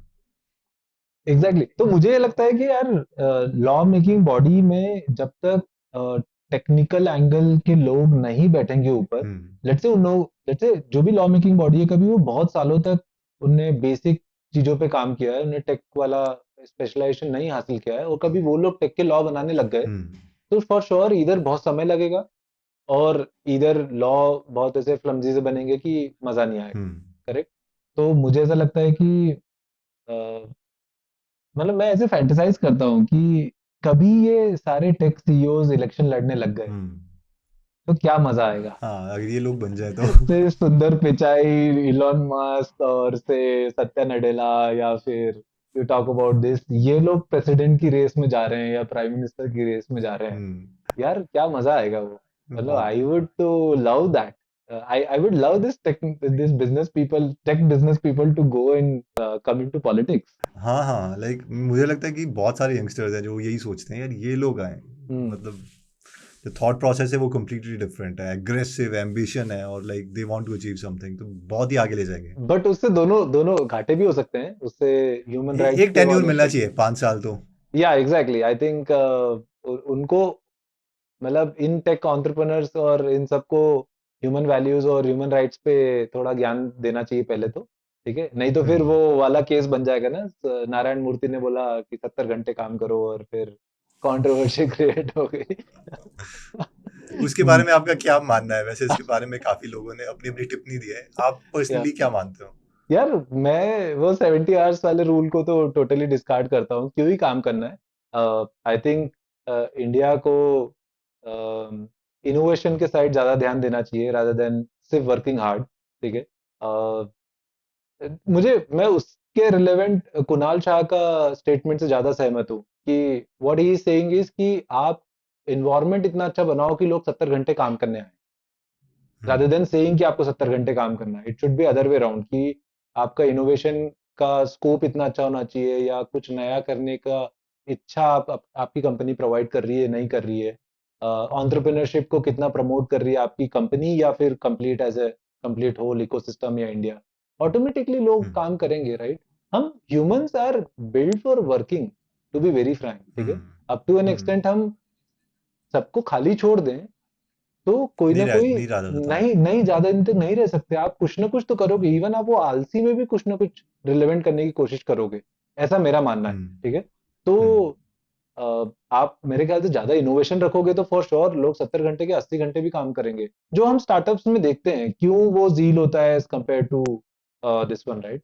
तो आई बिलीव कि इनोवेशन पे ज्यादा ध्यान दो, 70 घंटे तो जस्ट एक नंबर है। तो जैसे अभी आपने ये बात करी कि हमें भी सीखते रहना पड़ेगा, और ऑब्वियसली जैसे जैसे एज हो रही है तो सबसे पहला क्वेश्चन ये आता है कि जो लर्निंग कर्व है हमारा उतना नहीं रहता जितना हम 20s या अर्ली 30s में करते हैं।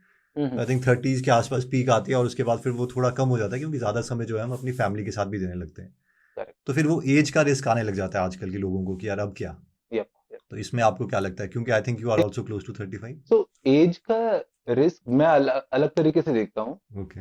मैं देखता हूँ कि एज के साथ साथ आपके नॉलेज का कंपाउंडिंग भी तो होता है। जी। ठीक है, तो जितना समय आपको पहले देना पड़ता था कोई भी एक टॉपिक को ग्रैब करने के लिए, शायद given my experience of 10 years in this field, मुझे कम समय देना पड़ेगा to grab a new topic. ठीक है, जैसे just taking an example of say AI itself. ठीक है, मैं स्टार्टिंग में एल्गोरिदम लिखता था, कंप्यूटर विजन के एल्गोरिदम्स लिखते थे, देन स्लोली वो थोड़ा ऑटोमेट हुआ। फिर देन डीप लर्निंग आया, फॉर श्योर डीप लर्निंग पढ़ने के लिए न्यू कोर्सेज, कंप्लीट कोर्सेज लेने पड़े थे हम लोगों को। एंड देन आज की तारीख में वो काफी मेच्योर्ड सिस्टम हो गए हैं, जैसे आप लाइब्रेरीज ले लो, पाइटॉर्च, टेंसरफ्लो और and so many other libraries, right. ये सारी चीजें बहुत मेच्योर हो गई हैं, तो मुझे कुछ भी इस फील्ड में नया आता है तो it takes very less time to grab it. जी। ठीक है, तो मुझे ऐसा लगता है कि एज के साथ साथ फॉर श्योर आपकी प्रायोरिटीज चेंज हो जाती हैं लाइफ के लिए, फैमिली के लिए एंड स्टफ, बट नॉलेज का कंपाउंडिंग फॉर श्योर होता है। टॉकिंग अबाउट कि कॉन्स्टेंटली पढ़ना होता है, ये तो श्योर है। आपको कॉन्स्टेंटली तो पढ़ना पड़ता है क्योंकि the pace of technology is changing so fast कि if you are not up to the mark, थोड़ा सा प्रॉब्लम होता है उसमें कि लेटेस्ट में क्या चल रहा है। I can give few more example regarding this।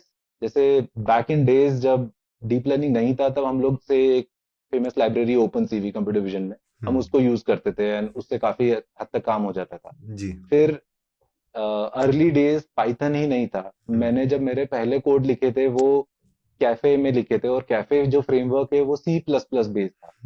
तो हमारे जो पूरे डीप लर्निंग मॉडल्स होते थे, ट्रेनिंग टेस्टिंग, वो सारा सी प्लस प्लस में होता था, which was very cumbersome code. Python is much easier. Right. Then Python का abstraction हुआ, so we have to learn Python, grab some modules about Python. But and now Python के ऊपर libraries जो आ गई हैं वो काफी automated है। PyTorch, TensorFlow, they are so rich libraries to do so many things automated। ठीक है, now you say कि मैंने C++ से, Python से, OpenCV से, TensorFlow, PyTorch and the upcoming one LangChain and the other tools, right? जी। ये सारा कैसे लर्न किया? मैं बोलूंगा कि वो सारा कंपाउंड होते गया। जब आपको सी आती है, C plus plus become an abstraction, C plus plus आता है तो आपको ऑब्जेक्ट ओरिएंटेड प्रोग्रामिंग आती है, तो पाइथन बिकम्स एन एब्स्ट्रैक्शन। ठीक है, पाइथन आता है और लेट्स से आपका बेस है कंप्यूटर विजन में, आपको ओपन सी भी पता है, तो फिर deep learning becomes an abstraction. ठीक है, एंड सो फोर्थ। तो it is all compounded very well. तो आई डोंट थिंक सो कि with growing as learning curve down होता है, it is more about your interest. Right. इसका एक example मुझे ये भी आता है, जैसे हमारे बैक एंड डेवलपर हैं तो उनको भी पाइथन ही आती थी, बट लाइक उनका अप्रोच हमेशा रहता है कि यार एक बार आपने सी प्लस प्लस या जावा सीखी हुई है तो बाकी तो आसान ही है, बाकी तो सिंटेक्स ही है, ओवरऑल लॉजिक वगैरह तो मतलब जो बेस, अगर फर्स्ट प्रिंसिपल से सोचो तो वो जो बेस चीज़ है वो तो सेम ही है, और बाकी तो सिंटेक्स की गेम है, तो वो तो मैं कोई भी टेक्नोलॉजी सीख सकता हूँ। तो उस परस्पेक्टिव से तो मुझे क्लियर होता है, लेकिन एक आता है कि कितने आवर्स देने पड़ेंगे, लाइक रोज कितने आवर्स, और कई लोगों की मेंटालिटी होती है कि यार बस एक बार काम कर लिया तो अब बस जॉब में पैसे आते रहे, मतलब वो एफर्ट कम हो। देखो वो मेंटालिटी तो अब छोड़नी पड़ेगी। ठीक है, एक मेंटालिटी पहले हुआ करती थी ना, जैसे जैसे आपका एक्सपीरियंस बढ़ते जाएगा आपको कम काम करना पड़ेगा क्योंकि आप एक्सपर्ट बनते जाओगे उस सिस्टम के, उस फील्ड के, राइट जी। अब वो मेंटालिटी काम नहीं आएगी। क्यों? क्योंकि जो भी चीजें आपको आती थी वो 2 साल बाद या 3 साल बाद रिप्लेस होने वाली। ठीक है, तो if you don't learn, if you don't keep on learning it, you will become obsolete for sure. एक talking about number of hours to put in per day, I would say, I wouldn't say per day, maybe monthly you take a week off or या weekend off and start grabbing what is going on. ठीक है, अभी क्या हो रहा है ना, बहुत सारी जो चीजें होती हैं वो हाइप्ड होती है। ठीक है, कुछ भी नया आया उसका मीडियम पे इतने सारे पोस्ट मिल जाएंगे, आपको रेडिट पे मिल जाएगा, so and so fourth, right. आपको सब कुछ लर्न करने की जरूरत नहीं है। ठीक है, एज ए डेवलपर मैं क्या देखता हूँ, मैं जो भी चीज नई आई है मैं उसका थोड़ा इंतजार करता हूँ कि इसका पेनिट्रेशन चेक कर लेते हैं कि इसका इंडस्ट्री में कितना पेनिट्रेशन होने वाला है या कैसा अडॉप्शन हो रहा है। इफ उसका अडॉप्शन सीरियसली अच्छा हो रहा है, उसके पीछे एक बहुत अच्छी कम्युनिटी है जो डेवलप कर रही है उस फील्ड को, उस चीज को, and if it is making sense to me, then I go ahead and grab the course regarding that and maybe do a POC around using that particular piece of tech. Otherwise, don't go and learn so many things. And it's a waste of time. Penetration में आप simple ये देख रहे हैं कि उसको बना कौन रहा है, कि या उसके डेली एक्टिव यूजर, जैसे इसमें था ओपन एआई में, जीपीटी में, तो आप क्या देख रहे हैं, लाइक पेनिट्रेशन इज कोई एक नंबर है जो आप देखना चाह रहे हैं? पेनिट्रेशन में 2-3 चीजें हैं। एक वो कौन कौन सी डेवलपर प्रॉब्लम को अटैक कर रहा है। ठीक है, और is it your problem in your project और इन योर कंपनी भी वो प्रॉब्लम हो रही है कि? ठीक है, सेकेंडली उसकी कम्युनिटी कितनी बड़ी है, क्योंकि आज most of the good software are open source software. ठीक है, you talk about, I mean, so many, like even PyTorch itself is the biggest example, right?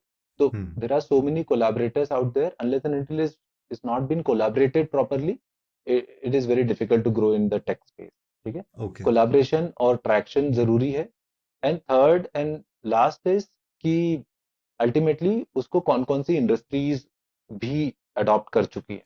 ठीक है, क्योंकि वो काफी ड्राइविंग फैक्टर होता है कि से एग्जांपल फेसबुक कोई चीज यूज कर रहा है, गूगल कोई चीज यूज कर रहा है regularly in their own companies and stuff, it may become a trend कि हर कोई उसको यूज करेगा। ठीक है, तो कीप ए वॉच फॉर से फ्यू 6 months।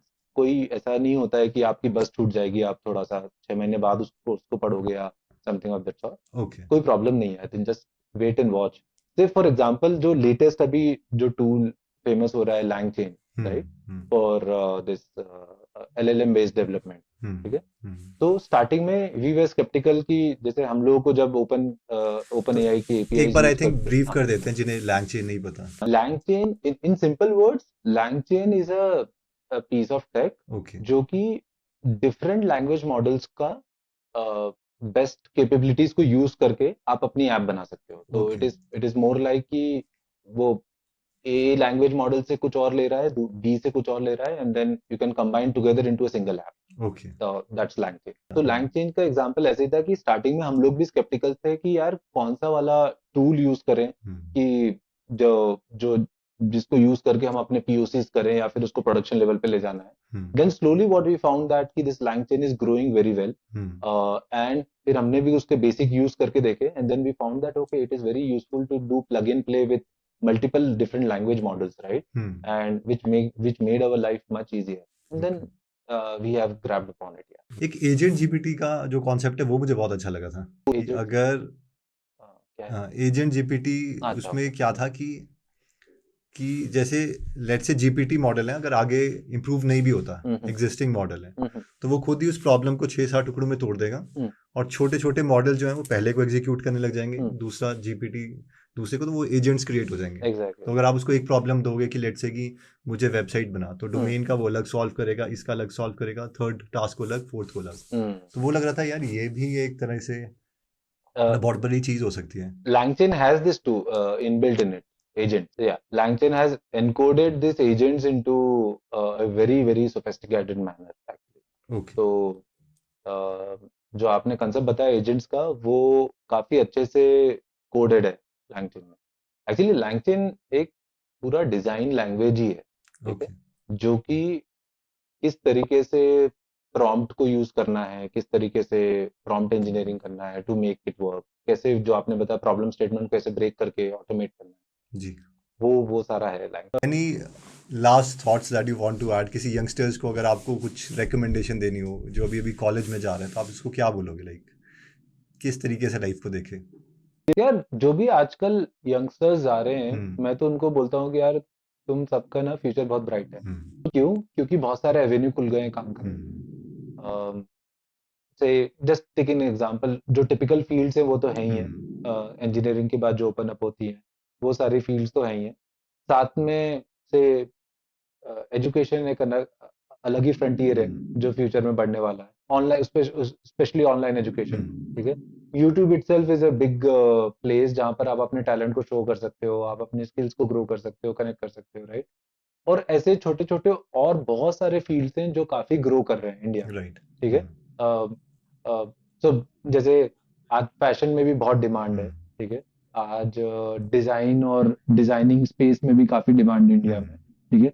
तो ऐसे बहुत सारे फील्ड्स ओपन अप होते जा रहे हैं, तो मैं तो यही सजेस्ट करना चाहूंगा कि यार जितने ज्यादा फील्ड्स को टच कर सकते हो ना कॉलेज के समय में, उतना कर लो, ठीक है। Don't, it is good to be specialize in one field. कभी आपको इंटरेस्ट आ गया, आपका कोर इंटरेस्ट है उस फील्ड में, बट मेरा सजेशन तो ये होगा कि यार भले आप स्पेशलाइज भी रहो, लेकिन मल्टीपल फील्ड्स को जरूर टच कर लेना, be it drama, be it music, be it content making, और be it your own core education, AI या ये सारे फील्ड, सब चीज को टच करो, क्योंकि जितना ज्यादा इंटरमिक्स आप कर पाओगे ना, उतने रिलेवेंट रहोगे फ्यूचर के लिए, ठीक है।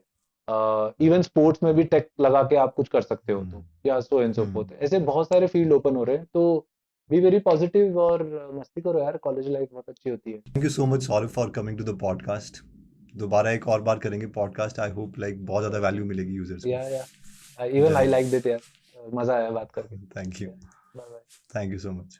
ओके, तो एक बार मैं इस पूरे पॉडकास्ट की जो लर्निंग है वो आपके साथ शेयर कर देता हूँ। सबसे पहली चीज जो मैंने इससे सीखी वो ये है कि आपकी कोई भी एज हो, आप जो अपनी लर्निंग है उसे स्टॉप नहीं कर सकते, और जितनी ज्यादा एज होगी आपको अपनी लर्निंग उतनी ज्यादा कंटिन्यू रखनी पड़ेगी। और अगर आप ये लर्निंग कंटिन्यू रखते हैं तो एक कंपाउंड इफेक्ट क्रिएट होगा, और इसीलिए आप एक लीथल कॉम्बिनेशन बन जाओगे, और यंगस्टर्स से फिर हमें डरने की जरूरत नहीं है। The second most important learning is permission to fail. IIT Kharagpur में जब एक सब्जेक्ट में सौरभ को प्रॉब्लम हो रही थी, तो इन्होंने जब अपने डैड को कॉल किया तो उन्होंने इन्हें परमिशन दी फेल होने की। इनके डैड ने इनको कहा कि हाँ तो बेशक फेल होकर घर वापस आ जाएगा और डरने की जरूरत नहीं है। अगर उस वक्त कॉन्वर्सेशन कुछ और होती तो उसका रिजल्ट कुछ और हो सकता था। इसलिए नॉर्मली भी हम जब भी कोई टास्क करते हैं तो खुद को हम परमिशन दे सकते हैं फेल होने की। आपने गुजरातियों में ये स्टेटमेंट बहुत कॉमनली सुनी होगी कि धंधे को शुरू होने के लिए 1000 दिन तो चाहिए ही। इन शॉर्ट ये खुद को परमिशन दे रहे हैं फेल होने के लिए। मेरे थर्ड इंपॉर्टेंट लर्निंग थी रोल ऑफ अ टीचर। एक टीचर ने सौरभ की लाइफ को बहुत चेंज कर दिया। मैं भी एक टीचर रहा हूं। आई होप मैंने भी किसी ना किसी की लाइफ को जरूर इंप्रूव किया होगा। आई होप आपने इस पॉडकास्ट से बहुत कुछ सीखा होगा। मिलते हैं नेक्स्ट पॉडकास्ट में। जय हिंद।